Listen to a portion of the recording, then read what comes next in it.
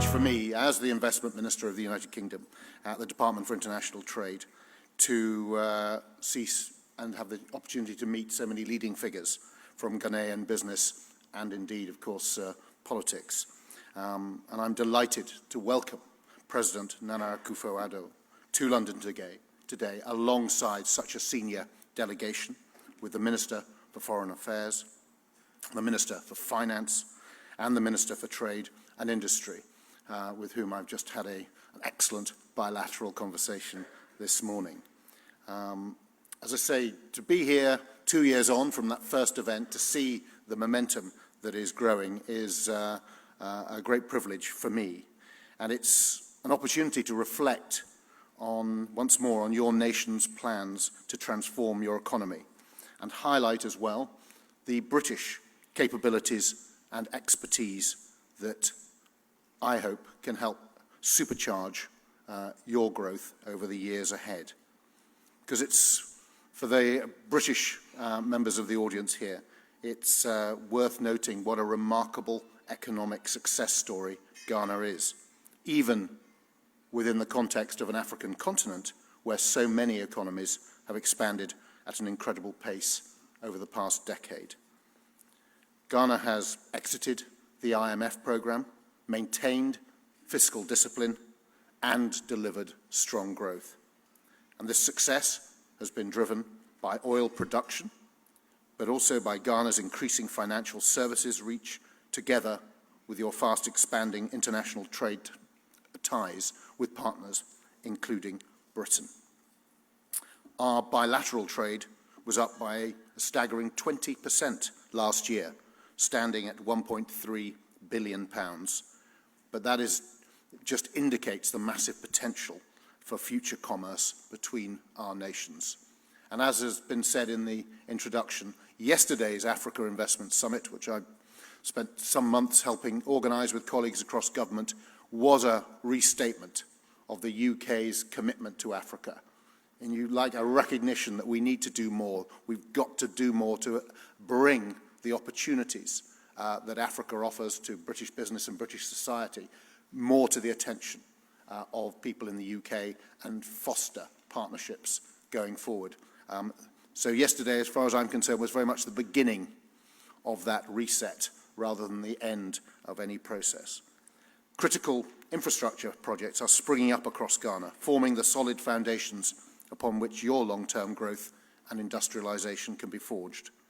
And in many ways, this great economic change is symbolized by the stunning new terminal planned for Kumasi Airport, colorfully painted like a giant kente gown in the distinctive patterns of the Ashanti region. Its space-age design embodies both the richness of your country's unique cultural heritage and its commitment to a high-tech future.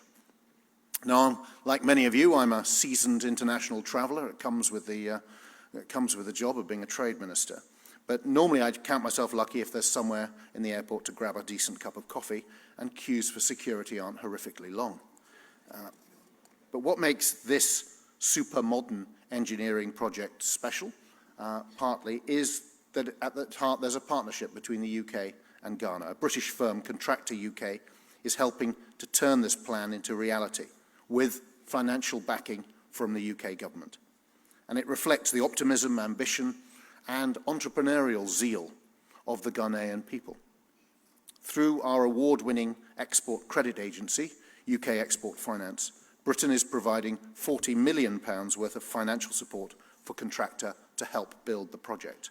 Another £110 million of UKEF support is going towards the construction of a state-of-the-art 750-bed maternity unit at Kumasi's teaching hospital.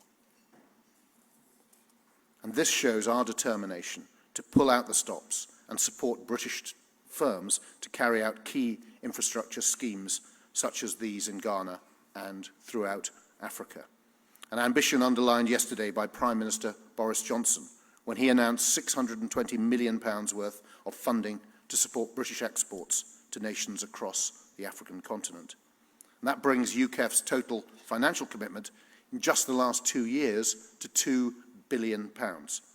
Britain is one of the biggest investors in Africa, and UK firms are right at the forefront of developing new business ventures across the African economy. But we are determined, and yesterday's summit and our support, sir, for today's excellent event is a sign that we want to go further and are ambitious to do more.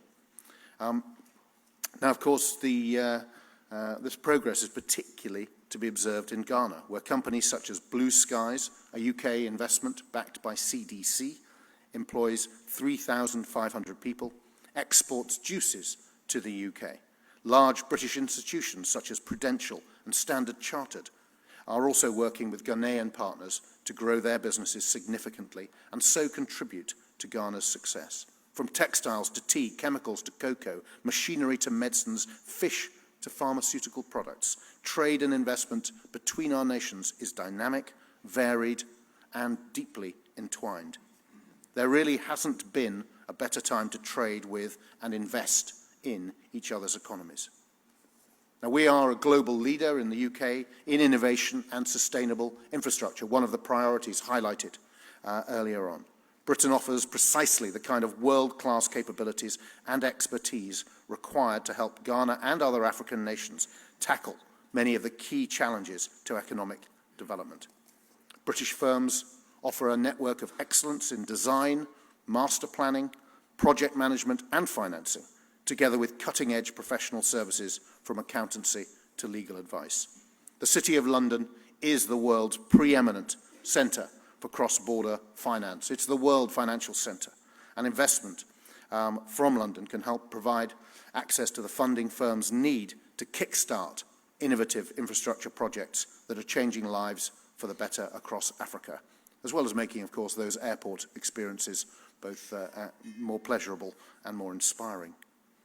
The British government is determined to deepen and strengthen the commercial bonds between the UK and Ghana through the Strategic Economic Partnership Agreement our two nations signed last May.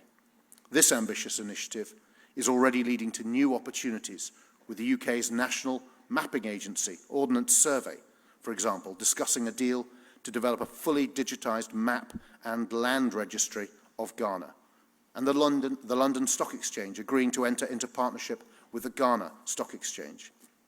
So this fast expanding economic relationship between our two countries is also being honed and focused by the UK-Ghana Business Council, which has brought our governments together to find ways to reduce barriers to trade and drive growth. Now, the UK, as has been referred to, is just days away from leaving the European Union and embracing its new role as a truly independent, outward-looking, free trading nation. And in that circumstance, we will strengthen our ties with Ghana, as well as other fast-growing economies globally. Now, as one of Ghana's most famous sons, Kofi Annan, the then UN Secretary General, said nearly 20 years ago, open markets offer the only realistic hope of pulling billions of people in developing countries out of abject poverty. So it's only open markets that offer that hope. And that's why I'd like to praise the government of Ghana, and indeed you, sir, as President and leader, for its work in recent years to lift barriers to international investment, including through its national digitisation programme and your ambitious vision of a Ghana Beyond Aid. UK businesses are already helping to deliver Ghana Beyond Aid, such as Aqua Africa, which is a project aimed at raising thousands of people out of water poverty, or BHM's work to help upgrade the Tema-Aflo Highway. We want to support the Ghana Beyond Aid initiative and support your vision, sir, of becoming the most business-friendly economy in Africa. Now, I think 2019 was a good year for Ghana, with thousands of people from your global diaspora visiting for your year of return and celebrating what modern Ghana has to offer the world. But you know what? 2020 promises to be even better, because Ghana is set to become the new home of the African Continental Free Trade Area Secretariat, and your nation is one of the leading markets for trade and investment in Africa. The vibrant economic partnership between Britain and Ghana goes from strength to strength, But the challenge for us now is to prioritise our efforts and be honest with each other about where we can do more and work towards clear, common priorities. The UK-Ghana partnership has vast potential. So let's work together, keep pushing the boundaries of economic change so that we can embrace this great period of transformation in the global marketplace and do it together. Thank you very much.